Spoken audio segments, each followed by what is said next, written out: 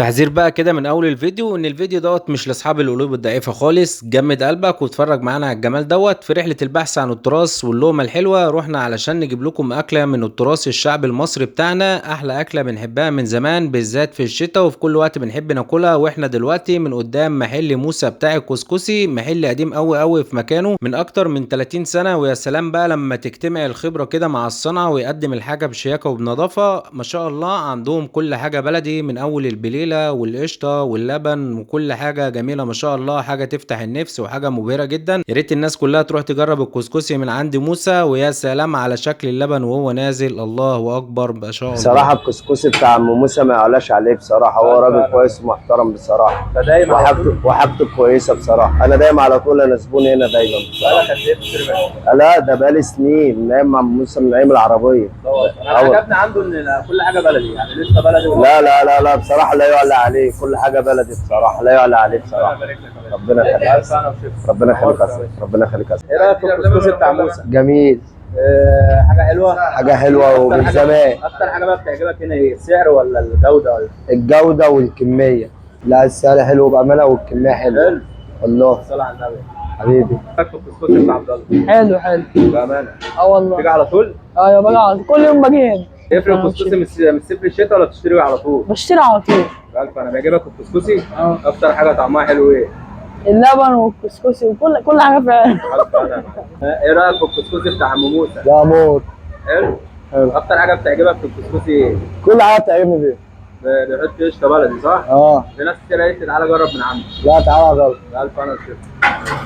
ده مش محتاج، بص كده القشطه مميز بالقشطه بتاعته دي، كل حاجه بلدي. قشطه بلدي، قشطه، اللبن، كل حاجه لبن جاموسي مش بقى لبن جاموسي دسم.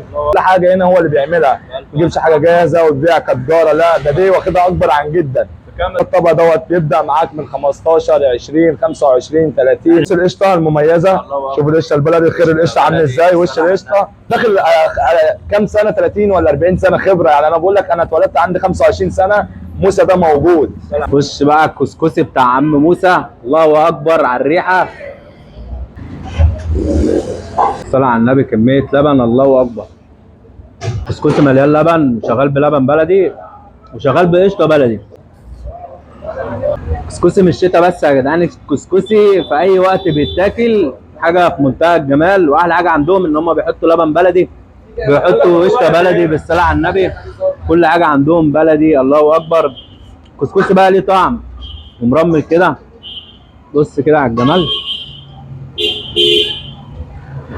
تجربه جميله قوي ومبسوط فعلا ان انا جيت. ويبقى امانه كسكسي اجمد ما الناس قالت لي عليه، الطعم فوق فوق فوق. احلى طبق كسكسي والصلاه على النبي. بألف ألف أنا وشفا يا باشا، بألف أنا وشفا على كل الناس زبايننا وكل اللي جرب الأكل. ربنا يبارك. وبإذن الله نبقى في تقدم أفضل. وأهم حاجة عندنا بس رأي الناس في الأكل، ده أهم حاجة عندنا، إن الناس يعجبها الأكل دايما وفي تقدم دايما. أنا شفت الأسعار عندك بتبتدي من كام لكام كده؟ العلبة الصغيرة 15 20 25. أيوة. يعني في المتناول الزبون، الوسط المحدود الدخل، الوسط العالي، صغير وسط كبير، 15 20 25. يعني عشان كل الفئه كل الاعمار تاكل، محدش طبعا يبقى معاه او ما معهوش ياكل برضه. العنوان كده بقى سريعا كده.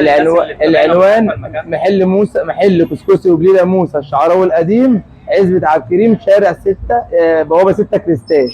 جينا مخصوص في شارع الشعراوي عند كسكسي موسى عشان نجرب الكسكسي بتاعه. وناس كتيره قوي كتبت لي وقالت لي روح جرب الكسكسي من عند موسى. التجربه كانت مميزه وجميله بصراحه، اتبسطت قوي بالتجربه دي. يا ريت كل الناس اللي بتتفرج علينا بقى تيجي عند موسى عشان تشتري كسكسي. الله اكبر، عنده زحمه وناس. دلوقتي الساعه داخله على 2، حاجه ما شاء الله. الله اكبر، هتاكلوا شويه كسكسي. كسكسي عجبكم؟ ما تنسوش بقى تدوسوا لايك وتتابعونا في فيديوهات جديده. ولو في مكان عايزين نروحه برضه قولوا لي اروح فين.